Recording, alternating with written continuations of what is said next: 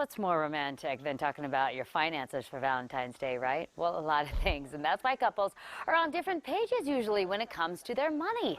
Joining us this morning is Johnny Gottstein with Gott Professional Services with the questions couples should be asking each other to keep the romance up. Right, Johnny? Make sure it doesn't go away. Okay, so this is pretty much the quiz that couples are failing here, the finance quiz. So let's start with, why are things so difficult than others, so much more difficult than others to communicate with your significant other about, especially when it comes to finances? Well, I think with the finances, you know, it's just, it tends to be when you're talking about debt, salaries, things like that. Couples seem to be a little more uncomfortable, and you know, I don't know if it's just because they want to avoid arguments or what, but they don't tend to talk about that, and you should make a point to really communicate when it comes to your finances. So let's talk about the different topics that couples should be communicating about that can be tough, like, for example, spouse's salary.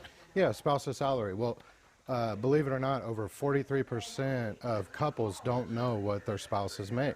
I can't imagine. And over 20% of that are off by over $25,000 what their spouse is bringing in.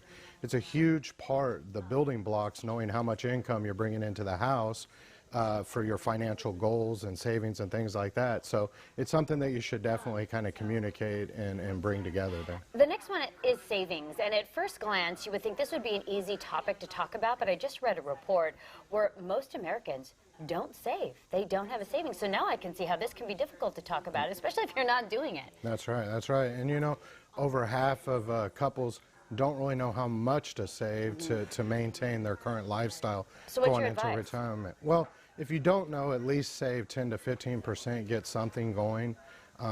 You definitely want to start saving right now.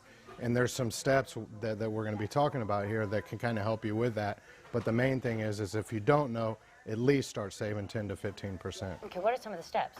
Well, towards the retirement goals, I mean, you want to sit down with someone. One thing is you can look up online for calculators. There's online. Oh, okay. We have one on our website at gpis4u.com that you can utilize. It can help you with this. And just kind of put your numbers in and kind of project out to see where you're going to be, you know, when it comes time for retirement. You talk about projecting out. One of the topics that you say couples should be talking about is Social Security. I don't think my husband and I have ever uttered those two words to each other. Right, right. Well, yeah. And just to throw some more numbers out there, over 60% of couples don't have a clue. And it's not surprising, you know, basically when I say don't have a clue what the Social Security is going to be. You have a lot of options with it. You can take it early at 62. It's going to go up every year till age 70. You have different strategies. You can do spousal benefits. So definitely, you know, sometimes you want to talk to someone on the outside, a professional that could help you with that and kind of see what your options are there. What's really important, really quick, is to be on the same page here. Yes, yeah. That's it. Well, working as a team. Me and my wife, we sit down once a month, kind of go over our finances and our goals, and it really helps us know where we're at and where we're going to be. Communication is key. Yes, Thank you so much. Johnny Gottstein with Gott Professional Services. Thanks so much. Happy Valentine's Day to you and your wife as well. We'll see you soon.